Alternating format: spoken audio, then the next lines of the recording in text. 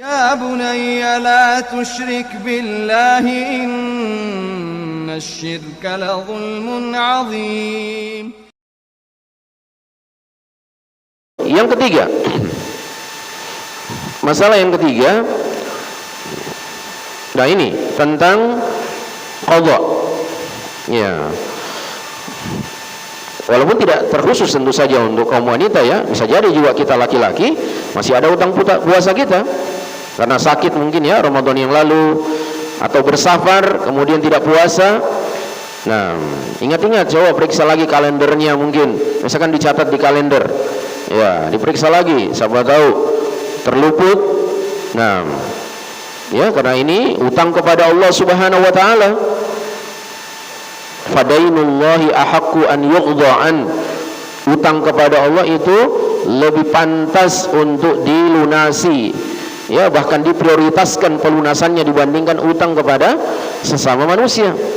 Ya, utang kepada sesama kita saja dalam agama itu ditekankan sekali untuk kita lunasi, apalagi ini kepada Allah Subhanahu wa taala. Maka ingat-ingat ya, itulah sebabnya qafilah, walaupun mengqadha puasa itu waktunya istilahnya muwassa', boleh longgar ya, sampai datangnya bulan Sya'ban tahun berikutnya boleh, sebagaimana Aisyah radhiyallahu anha. Aisyah mengatakan, jadi Aisyah istri Rasulullah ya masalahnya ya, beliau mengatakan di suatu ketika beliau tidak sempat untuk mengqadha dengan segera utang puasa Ramadan beliau. Beliau mengatakan, kuntu alayya dainu min Ramadan fala astati'u an aqdiyahu illa fi Sya'ban. Ya, suatu ketika saya punya utang puasa Ramadan dan saya tidak sanggup untuk melunasinya kecuali di bulan Sya'ban. Ini Aisyah. Jadi boleh saja, walaupun tentu saja ya yang terbaik tentu saja menyegerakan melunasi utang puasa. Ya, kita mengamalkan banyak sekali ayat-ayat yang memerintahkan kita untuk bersegera berbuat kebaikan, karena ya ajal kita tidak tahu kapan datangnya.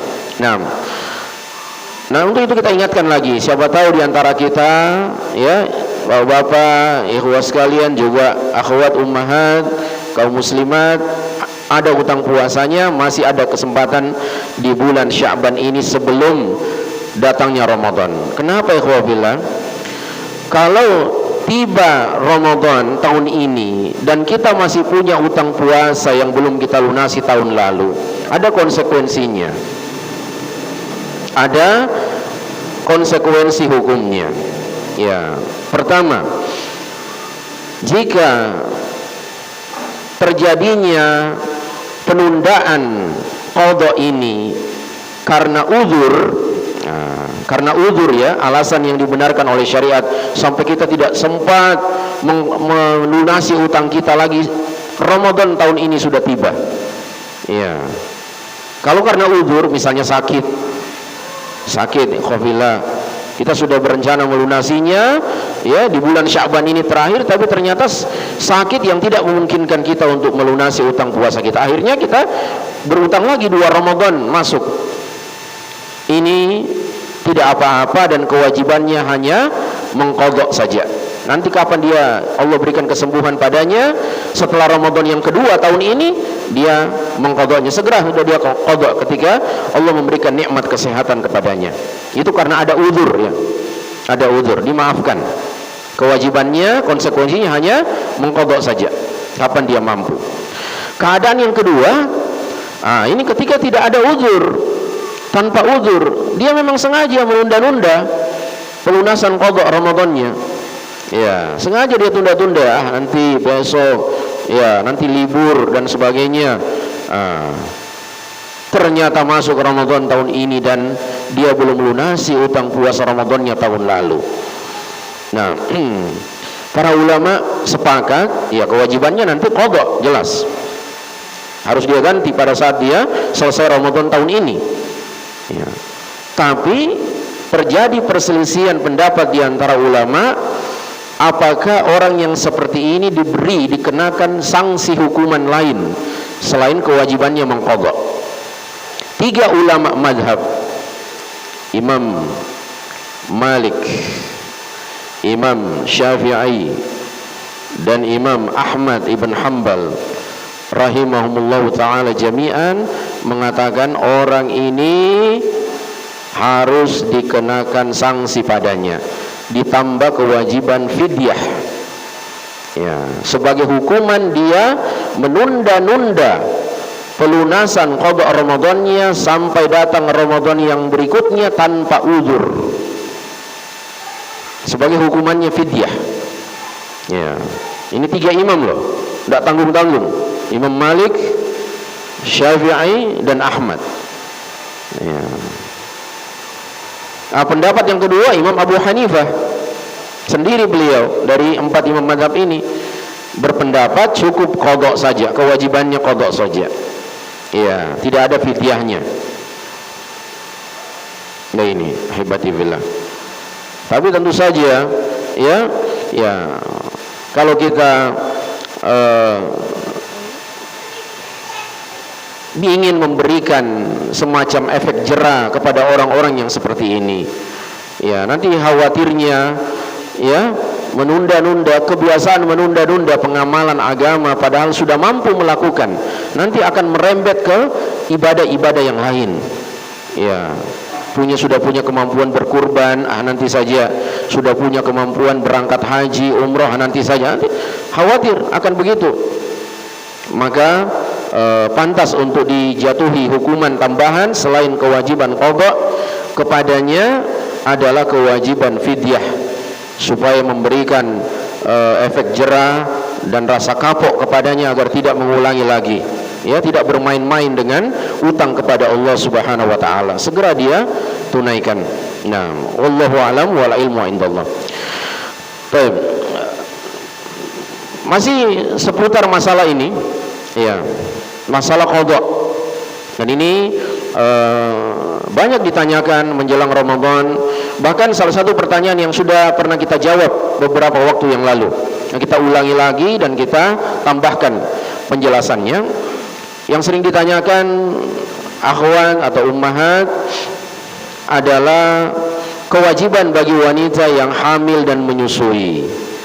Ya, apa kewajibannya bagi wanita yang hamil dan menyusui? Apakah ya ketika mereka tidak puasa ya saat hamil dan menyusui, apakah kewajibannya qada ya atau fidyah atau bagaimana? Nah kita ulangi lagi ahibati fillah membahas masalah ini. Kita tambahkan beberapa keterangan. Memang ini juga termasuk masalah khilafiyah, masalah yang diperselisihkan oleh para ulama kita. Nah, tentu saja antara yang mengatakan fidyah saja dan ada juga yang mengatakan harus qada.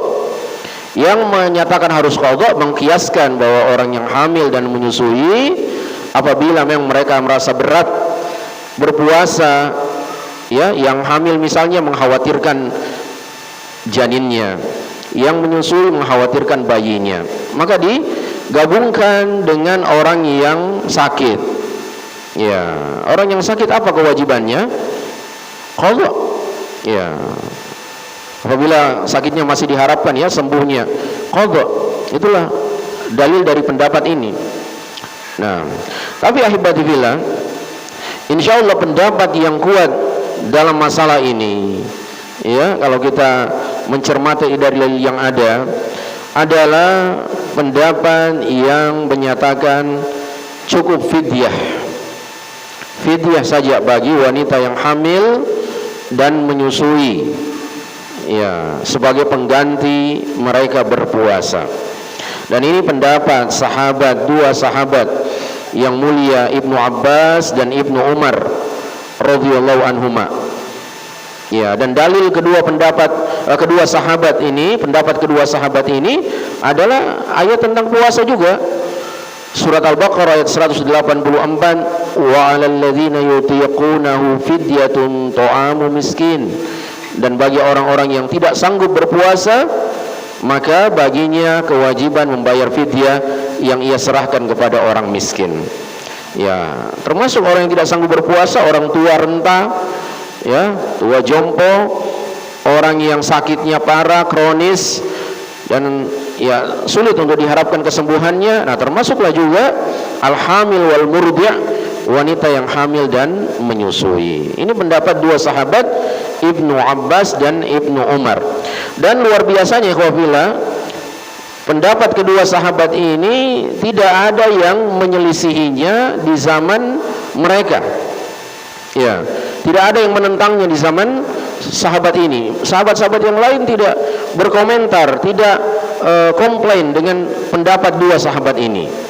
Nah, dan ini dalam ilmu usul fiqh disebut ijma' sukuti. Ya, ada satu istilah dalam ilmu usul fiqh, al-ijma' as-sukuti, kesepakatan ya dengan cara didiamkan, sukut. Karena para sahabat yang lain diam, tidak berkomentar. Artinya andai kata ada masalah dengan pendapat dua sahabat ini, niscaya ada komentar-komentar lain, ada pendapat lain. Ini tidak ada. Sahabat-sahabat yang lain mendiamkannya. Nah, ini disebut al-ijma' as-sukuti, dan ini hujjah menurut jumhur ulama. Ya, al-ijma' as-sukuti. Kemudian ahibatillah, jadi inilah alasan kita menguatkan pendapat ini, bahwa kewajibannya bagi wanita yang hamil dan menyusui adalah fidyah. Cuma ada beberapa catatan tambahan yang perlu untuk dipahami, khususnya para muslimat, para ummahat. Ya, pertama, menyusui yang dimaksud di sini yang penggantinya adalah fidyah adalah menyusukan langsung dengan ASI-nya, dengan air susu ibu. Ya. Adapun jika ASI ini sudah dipindahkan ke botol misalnya, ya, kemudian disimpan di kulkas, seperti yang dilakukan banyak ya wanita-wanita karir ya. Nah, karena mereka ingin tetap bekerja, ya, saat berpuasa, mungkin mereka sudah memasukkan susunya ke dalam botol, kemudian nanti ya disimpan di kulkas dan dititipkan kepada orang yang menjaga anaknya untuk diminumkan. Ini kewajibannya tetap qadha, bukan fidyah. Ya, karena ini dianggap wanita ini mampu untuk berpuasa. Nah, karena air susunya sudah terpisah darinya. Ya, ini kewajibannya tetap qadha yang seperti ini. Ini yang pertama. Yang kedua, yang dimaksud juga dengan ASI yang diberikan oleh ibunya di sini adalah ASI eksklusif. Ya, selama memberikan anaknya ASI eksklusif, yaitu ya 6 bulan. Ya, 6 bulan. Ketika si anak itu hanya betul-betul mengkonsumsi ASI saja, belum ada makanan tambahan, ini yang fidyah. Ya. Tapi kalau ya ASI-nya itu sudah ada tambahan makanan bayi lainnya seperti bubur, biskuit bayi dan lain sebagainya, ini qadha kata para ulama. Ya, karena dia sudah tidak lemah lagi dengan, kan dia tidak puasa gara-gara dia mengandalkan air susunya. Ya, sekarang dia sudah ada makanan tambahan, bahkan mungkin porsinya lebih banyak daripada air susunya, berarti tidak mengkhawatirkan lagi bagi si ibu ini untuk berpuasa. Nah, jadi dia tidak puasa jangan maksudnya ketika dia mengkhawatirkan. Ini perlu ikhwah bila kita ketahui, tidak ada sesuai larangannya wanita yang hamil atau menyusui untuk berpuasa, tidak ada.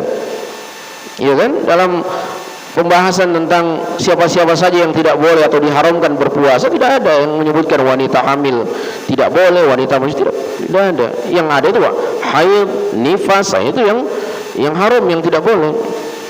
Kalau ada kekhawatiran terhadap dirinya atau janinnya, terhadap dirinya atau bayinya, itu baru kemudian dia tidak berpuasa. Penggantinya asalnya adalah fidyah. Tapi itu tadi dengan dua catatan, ASI-nya langsung dia berikan kepada anaknya, ya bukan dipisahkan di botol, dan yang kedua ASI-nya adalah ASI eksklusif.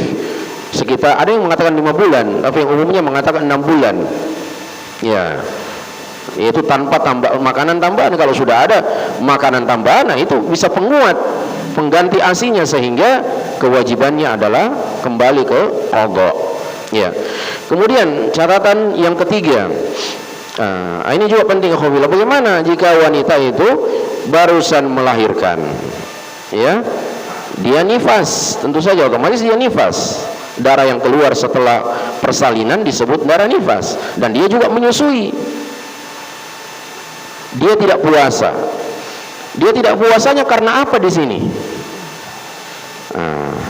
Ini juga harus kita cermati, khawfillah. Kata para ulama, dia ambil penghalang puasa yang utama, yaitu nifas. Ya, karena ini yang ada dalilnya, tidak boleh dia berpuasa. Karena asalnya darah nifas itu adalah darah haid kan, yang tidak keluar di masa wanita itu sedang hamil, keluarnya pada saat sudah melahirkan. Ini penghalang utama, nifas. Nah, kemudian apa kewajibannya wanita yang nifas, yang asalnya adalah haid? Kalau perempuan haid, apa kewajibannya setelah dia bersih? Mengqadha. Maka nifas pun demikian. Sehingga ikhwafillah, kalau ada seorang wanita dia nifas dan dia juga menyusui, manakah yang menjadi penghalang dia tidak puasa di sini? Diambil penghalang yang utama, yaitu nifas. Maka semasa dia nifas, katakanlah 40 hari ya, walaupun bisa saja sebelum itu bersih, itu kewajibannya qadha di situ. Ya, kewajibannya qadha. Katakanlah 40 hari. Jadi 40 hari itu dia nanti utangnya kalau dia sudah bersih ya, sesudah Ramadan 40 hari dia mengganti dengan qadha. Sesudah dia bersih dari nifas, dia lanjutkan kan menyusuinya. Itu yang fidyah. Ya, itu yang terhitung fidyah. Ya, ini perlu dicermati juga, walaupun ikhwafillah kita menguatkan pendapat fidyah, tapi tidak mutlak ya. Ada ya rinciannya, ada tetap qadhanya tetap ada. Ya, tidak mutlak fidyah begitu saja.